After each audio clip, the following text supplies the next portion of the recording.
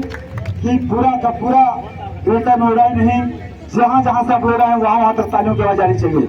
और इसका हमेशा ध्यान रखना है कि जो आप सर्किल में खड़े हैं उसी सर्किल में खड़े रहेंगे, पीछे से धक्का देते रहेंगे नहीं, आपको हिलना नहीं है, क्योंकि आप कार्यकर्ता हैं। कार्यकर्ता मजबूती से खड़े रहेंगे और जो भी विदाउट ड्रेस सेकेंड लाइन में खड़े रहेंगे, थर्ड लाइन में खड़े रहेंगे, भीड़ को बनाए रखेंगे।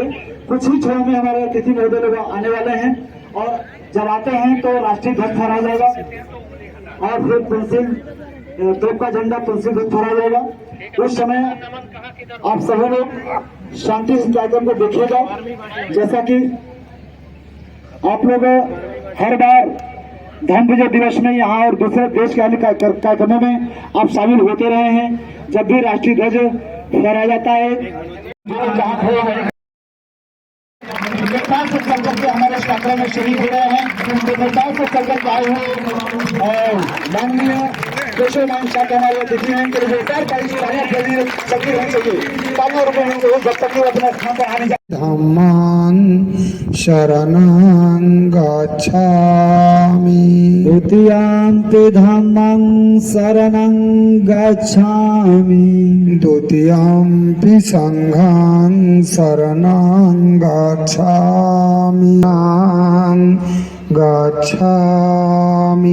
तृतीयंपि बुद्धं शरणं गच्छामि तृतीयंपि धम्मं शरणं गच्छामि।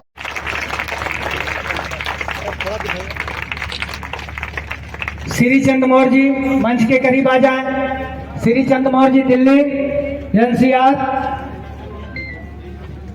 अगली कड़ी में बिहार प्रदेश के सम्मानित प्रदेश अध्यक्ष इंजीनियर भीषम कुमार जी का सम्मान श्री चंद जी करेंगे दिल्ली एनसीआर।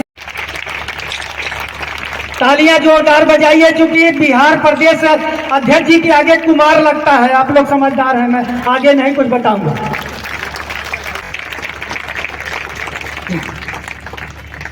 सूचित करें या मंच पर सूचित करें, जोरदार तालियां।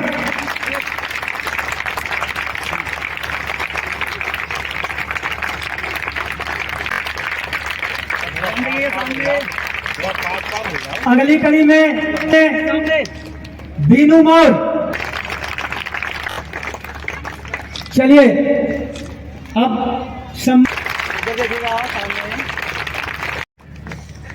कोशिश किया गया है कि इसको भारत के कैलेंडर को भारत का ही कैलेंडर बनाया जाए, इसमें सबकी सहभागिता दिखाई दे।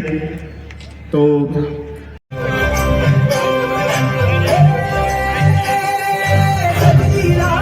कड़ी में एक कड़ी आज जो है यहाँ हो रहा है मेरे विचार से। जैसे फूल के माला में फूल उगते उगते जाते हैं, एक फूल ये बहुत ही ऐतिहासिक और महत्वपूर्ण है, इसलिए कि करीब करीब 2600 वर्ष के दौरान में आज ये जो हो रहा है वो भारत के जो क्या कहते हैं सेंटर अथवा भारत के जो हृदय में ये जो फूल आप लोग उगा रहे हैं, ये बहुत आवश्यकता थी।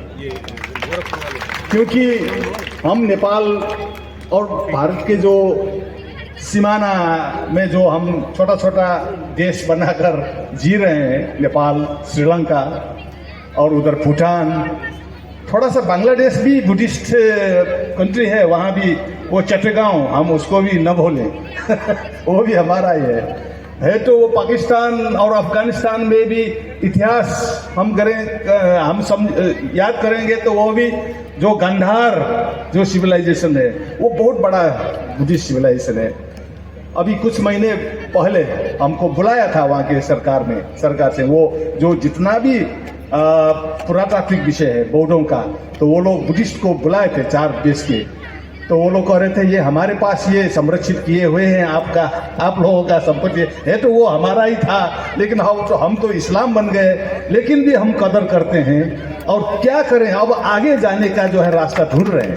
ये बात उनका भी मैसेज है, होगा अपने उसमें। लेकिन पाकिस्तान से जो हमको बुलाया और 4 सरकार के प्रतिनिधि हम भी गए थे, तो उन्होंने कहा कि दिखाया इतना बहुत बड़ा वो पुरातात्विक स्थल है, तक्षशिला वो अफगानिस्तान में तो बामियान का बहुत ही दुखद घटना हुई। तालिबानों ने इतना बड़ा जो, अब जहां भी जाएंगे तो फिर सम्राट अशोक का बात और उसके बिरादरी का भी बात निकलता है। मैं थोड़ा सा इसमें इंटरेस्टेड हूँ क्योंकि जो नेपाल, जो थोड़ा सा नेपाल के बारे में मैं आपको जानकारी दे दूं। ये जो मौसम, ये जो ओकेजन है उसमें सांदर्भिक भी है। तो नेपाल जो है, काठमांडू, वो नेपाल का सभ्यता, संस्कृति और राष्ट्र निर्माण, वो कपिल वस्तु और ये जो रामग्राम, शाक्य और कोलियों ने जो एक घटना हुई थी, कौशल के जो बिडुडब ने हमला किया था और नरसंहार किया था, तो वो वहां से छोड़कर भागना पड़ा। तो कुछ लोग, अब जो मैं काठमांडू नेपाल से आता हूँ, वहीं से उसी समय से जो है हमारा संतति चल रहा है। अभी भी हम अविच्छिन्न और जीवित ढंग से भगवान बुद्ध की जो धर्म को बचाए रखे हैं। तो वहाँ जो है आप जाएंगे, आप काठमांडू आएंगे तो आपको जो है जो सुना यहाँ वो बिल्कुल फर्क निकलेगा। आप काठमांडू जाएंगे तो वहाँ बुद्ध ही दिखाएगा। 500 तो अभी भी बिहार है, बौद्ध बिहार, वो बिहार में हम संघ चलाते हैं, हम उस बिहार का सदस्य होते हैं। तो हमने सोचा कि वो जो भगवान बुद्ध के समय से अब भगवान बुद्ध के समय में वहाँ जाकर हमने 2 नगर बसाए, दक्षिणी कोलीग्राम और उत्तरी कोलियग्राम। 2 कोलियग्राम, कोलियों के नाम में, क्योंकि वो रामग्राम से है। तो कपिल वस्तु के भी है, लेकिन अब जो है वो लोग सब अपना नाम जो है शाक्य लिखते हैं। तो सम्राट अशोक समय जब आया तो उनके 2 बेटी थे, बहुत महत्वपूर्ण। एक बड़ी बेटी वो श्रीलंका गई, भिक्षुनी संघमित्रा। तो वहाँ भी आज तक श्रीलंका जो बहुत स्ट्रॉन्ग बुद्धिस्ट स्टेट है। तो दूसरी छोटी बेटी थी चारुमती, वो चारुमती काठमांडू आई थी। तो इसीलिए काठमांडू, लेकिन अब इंडिया में ऐसा भ्रम आप लोगों को दिया जाता है कि नेपाल एक विश्व का एक ही हिंदू राष्ट्र है। वो वहाँ जाएंगे तो वो नहीं मिलेगा आपको, वो गलत है। ये भारत में जो, अब मैं कहना तो नहीं चाहता हूँ, लेकिन यहाँ क्यों वो हिंदू देश का जो, इंडिया तो शायद नहीं हुआ, तो वो नेपाल को जो है कहना चाहते हैं, लेकिन नेपाल सही नहीं। इसीलिए नेपाल में जो रिवोल्यूशन हुआ, जो क्रांति हुआ, करीब 20 वर्ष हो गया, तो हम लोगों ने फिर भारत का जो बहुत ग्रेट पर्सनैलिटी बाबा साहब अम्बेडकर, उन्होंने जो संविधान, अभी भी हमने शुरू में संविधान का जो पत्र पढ़ा है, सुना, बहुत ही भाव विह्वल होने वाला है। क्योंकि मानवता का जो पूर्ण रूप उसमें दिखा देता है, मानव का जो संभावना है, जो भगवान बुद्ध ने जो बनाया था, मानव को जो ईश्वर से भी ऊपर जो ले गया था, वो भारत के संविधान में लिखा है।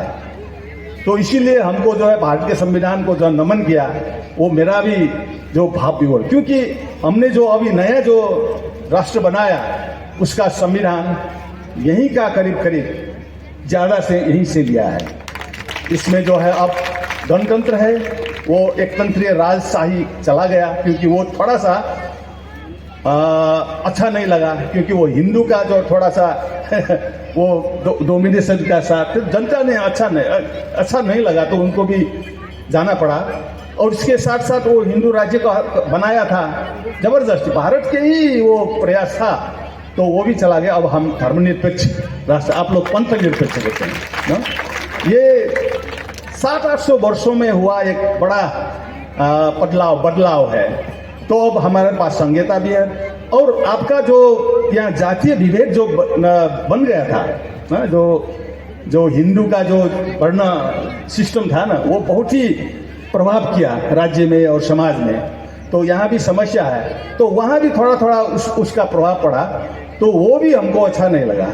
इसीलिए हमने क्या किया कि उसको जो है सभी को समानता, आपका भी समानता का नारा है, सबको बराबर करने का, सबको ऊंचा निकालने, सबको ऊपर उठाने का। तो ये जो ये अभिलाषा, अथवा ये जो आपके संविधान में जो है समानता का, सद्भाव का, जो शांतिपूर्ण समाज निर्माण करने का, वो जो सपना हमारे संविधान में लिया और उसको हमने अभी नया शब्द दिया, आरक्षण नहीं दिया, वो शब्द को हमने किया कि समानुपातिक समावेशिता, जी ना समानुपातिक समावेशिता। वो थोड़ा सा सैद्धांतिक बन गया, वो अधिकार है अब हमारा, वो कोई राज्य से मांगने का विषय नहीं है, वो संविधान से अधिकार प्राप्त है हमारे जो है समावेशी समानुपातिक समावेशिता। और इस तरह जो है नया संविधान जो बन रहा, और हम भी बहुत प्रफुल्लित होके भगवान बुद्ध के जो आधार पर निर्माण हुआ राष्ट्र था नेपाल, क्योंकि सम्राट अशोक जब आए वहाँ भी 2 नगर बन गए, एक चारुमती के नाम पे चारुमती वहाँ आई थी, और उनका जो है देवपाल शाक्य से एक राजकुमार से शादी हुई, और उसको हम देवपाल महाराज कहते हैं वो संबोधन में। तो वहाँ देवपट्टन नाम के एक नगर बन गया, उसी नगर के भीतर जो है पशुपति एक विहार था, लेकिन बाद में जो है वो अभी हिंदुओं का बहुत बड़ा मंदिर है वो। लेकिन वो वहाँ भीतर जाएंगे तो आप अभी भी बौद्ध विहार का अवशेष आपको दिखाई देगा। एक छोटा सा जानकारी। और दूसरा जो है वो एक नदी है बागमती नदी, बागमती नदी के दक्षिण पर सम्राट अशोक के नाम से एक नगर बनाया, नया नगर, वो सम्राट अशोक के समय में अशोक पट्टन कहते हैं, और हम लोग अभी उसको पाटन कहते हैं, और उसका थोड़ा सा औपचारिक नाम में ललितपुर कहते हैं। वो ललितपुर जो है कपिलवस्तु अथवा रामग्राम या सम्राट अशोक के समय में जितना भी कला कौशल और संस्कृति, कला कौशल संस्कृति और मानव का जो आप देखेंगे तो इतना कलात्मक शहर आप शायद विश्व में कहीं भी नहीं मिलेगा अभी भी। ललितपुर, वहाँ करीब 300 विहार है, सब विहार जो है कलाकृति से भरा हुआ है, बुद्ध का मूर्ति वगैरह, और बहुत ही। अब इसका प्रमाण मैं जो कह रहा हूँ आपको शायद मैं झूठ बोल रहा हूँ, लेकिन इसका साक्षी तो है यही मंच पर, क्योंकि करीब कितना 6-7 महीना हो गए थे। आप ये मंच में आसीन सभी नेतृत्वगण, ये अशोक सम्राट अशोक क्लब के राष्ट्रीय अध्यक्ष से लेकर जो है प्रदेश के अध्यक्ष लोग, अब आप तो नहीं आ पाए उस समय, थोड़ा सा आपका समस्या था, तो आप लोग आए थे 7 लोग, तो उन लोगों को दिखाया हमने, तो अभी भी जीवित हैं, वो झूठ नहीं है, वो सच्ची है, वो यथार्थता है। तो बुद्ध का जो सम्राट अशोक का जो देन था, उसको जो है वो चारुमती बिहार का जो एरिया था, वो ही पहले जो है सम्राट अशोक के समय में राज्य का केंद्र भी था, और बाद में लिच्छवी लोग आए, वहीं उसी को केंद्र बनाकर फिर लिच्छवियों ने भी बुद्ध धर्म को बहुत बढ़ावा दिया। लेकिन करीब 700-800 वर्ष पहले अथवा 1000 वर्ष के उसमें थोड़ा सा उसमें अप एंड डाउन हुआ। कुछ हमको शंकराचार्य का एक कथन है, वो आकर बहुत सी नुकसान किया था, लेकिन हम लोग ने उसको डट कर सामना किया, और अच्छा समय में भी और बुरे समय में भी हमने संघर्ष करके ये सम्राट अशोक का जो संस्कृति सभ्यता को भी बचाया है।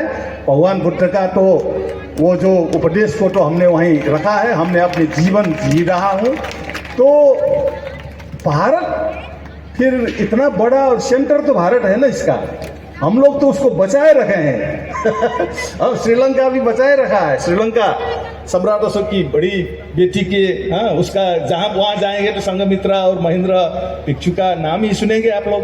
तो काठमांडू में आएंगे तो फिर अब जो है चारुमती बिहार का हम तो थे, लेकिन उसका महत्व तो हम भी भूल गए थे।